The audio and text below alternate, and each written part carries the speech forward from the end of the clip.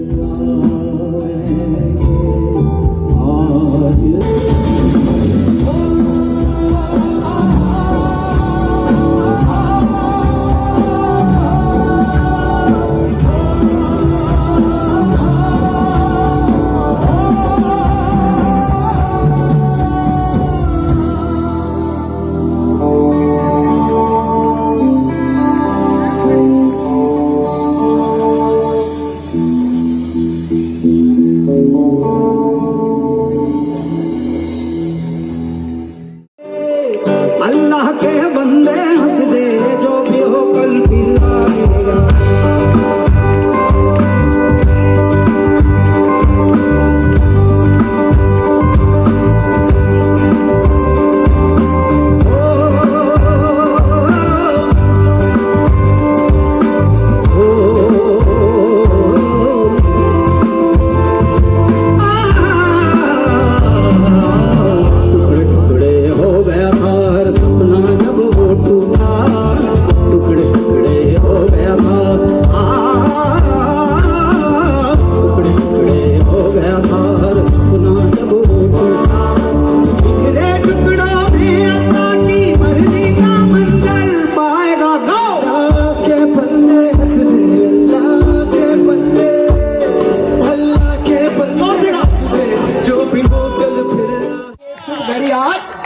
ही गई ऐ मेरे जनता जनार्दन राम तुल्य महानुभावों, कितना प्यारा लग रहा है यहाँ पर आकर।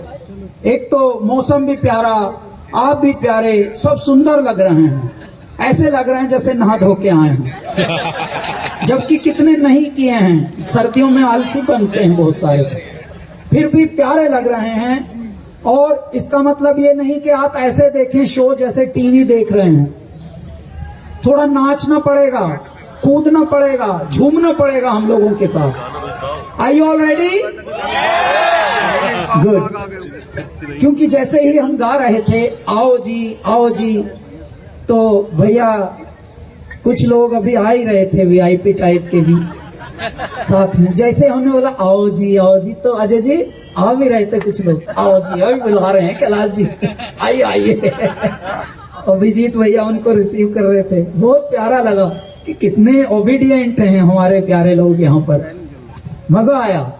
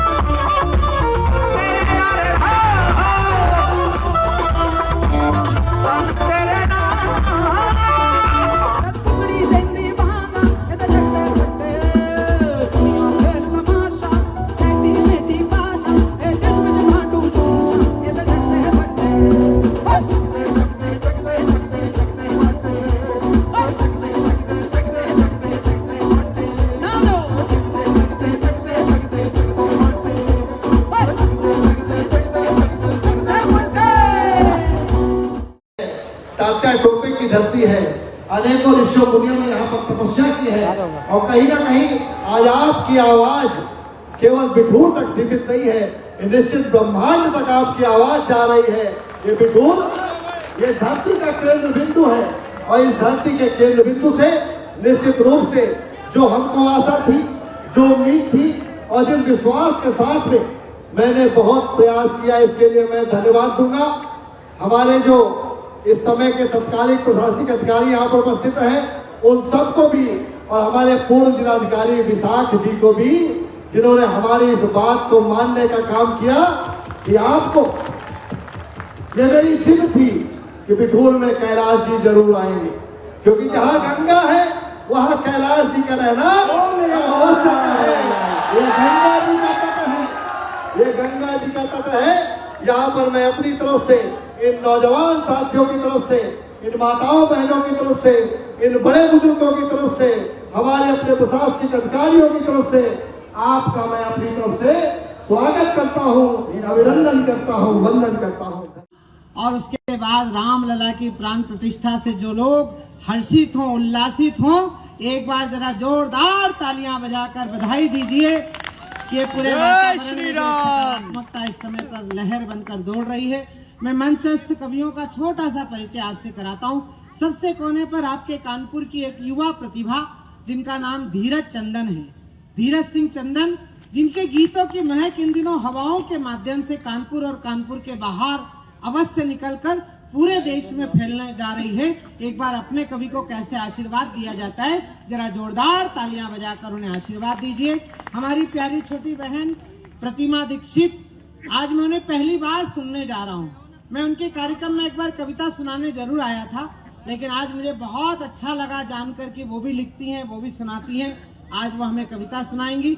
वो भी कानपुर में ही रहती हैं, कानपुर में ही जन्मी हैं, कानपुर में ही ब्याही हैं, और चूंकि वो नारीश्वर हैं, इसलिए जरा एक बार अतिरिक्त सम्मान में जोरदार तालियां बजाइए।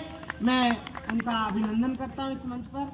हम सबके हमारे कवि सम्मेलन की पूंजी, हमारे कवि सम्मेलन की 100 वर्षों की यात्रा की एक ऐसी यशस्वी कलमकारा जिन्हें कविता तिवारी के नाम से पूरा देश, पूरी दुनिया जानती है। वो वीर रस की कवित्री हैं, वो वीरांगना लक्ष्मीबाई का यशगान गाने वाली कवित्री हैं, वो सुभद्रा कुमारी चौहान की परंपरा की कवित्री हैं। धारा के साथ बहना बहुत आसान काम है, लेकिन धारा के विपरीत बहकर हिंदुस्तान ही नहीं पूरी दुनिया के नक्शे पर हिंदी कविता को जिस कवित्री ने गौरव दिया है वो हमारे परिवार का एक पुष्प है जिसका नाम कविता तिवारी है। मैं चाहता हूं एक बार पूरा सदन जोरदार तालियां बजाकर उनका अभिनंदन करे, उनका अभिवादन करे। उनके पास गौरव चौहान बैठे हैं जो कानपुर और कानपुर के आसपास के कवि सम्मेलनों के एक अनिवार्य कवि हैं। न्यूज 18 पर नेताजी लपेटे में हर रात उन्हें आप देखते हैं। 300 से ज्यादा एपिसोड उनके हिस्से में हैं। इतने प्रैक्टिकल कवि हैं कि इधर घटना घटती नहीं, इधर कविता तैयार। कई बार तो घटनाएं इंतजार करती कि गौरव लिख दे तो मैं घटूं।